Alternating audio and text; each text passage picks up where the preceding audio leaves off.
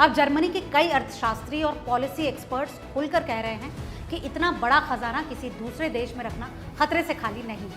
डर यह है कि अगर भविष्य में अमेरिका और यूरोप के रिश्ते खराब होते हैं, अगर कोई पॉलिटिकल टकराव होता है या फिर आर्थिक दबाव बनता है, तो क्या यूरोप अपने ही सोने तक पहुंच पाएगा? क्या अमेरिका उस पर रोक लगा सकता है? और यहीं से शुरू होती है कोल्ड वॉर की असली कहानी।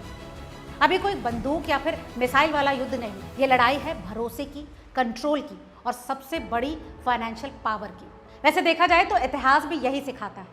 1960 के दशक में चार्ल्स डी गॉल के नेतृत्व में फ्रांस ने अमेरिका से अपना सोना वापस मांगना शुरू कर दिया था, क्योंकि उन्हें डर था कि डॉलर की वैल्यू गिर सकती है। और कुछ सालों बाद हुआ भी वही।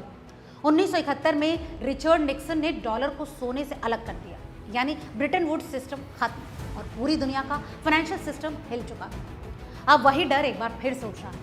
फर्क सिर्फ इतना है कि इस बार वजह है जियोपॉलिटिकल टेंशन, बढ़ता तनाव और भरोसे की कमी। आज दुनिया मल्टीपोलर हो रही है। चीन, रूस, भारत जैसे देश अपनी आर्थिक ताकत को बढ़ा रहे हैं। डॉलर की पकड़ को चुनौती मिल रही है और ऐसे में अगर यूरोप जैसे देश अमेरिका से अपना सोना वापस लाने लगते हैं, तो ये सिर्फ एक फाइनेंशियल मूव नहीं होगा, ये एक बहुत बड़ा सिग्नल होगा कि दुनिया अब अमेरिका पर पहले जैसा भरोसा नहीं कर रही है। इसका असर क्या होगा? सबसे पहले तो गोल्ड मार्केट में उथल पुथल, क्योंकि अगर हजारों टन सोना एक जगह से दूसरी जगह मूव होता है तो सप्लाई डिमांड का पूरा समीकरण बदल जाएगा। दूसरा है डॉलर पर दबाव, क्योंकि अगर देश डॉलर से दूरी बनाने लगते हैं तो उसकी वैल्यू पर सीधा असर पड़ता है।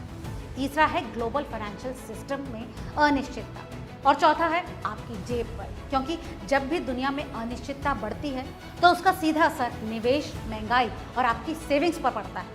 आज की तारीख में अगर हम मार्केट की बात करें तो MCX पर सोना 450 रुपए की गिरावट के साथ 1,39,201 रुपए प्रति 10 ग्राम पर ट्रेड कर रहा है और चांदी 1,1561 गिरकर 2,31,818 रुपए प्रति किलो पर।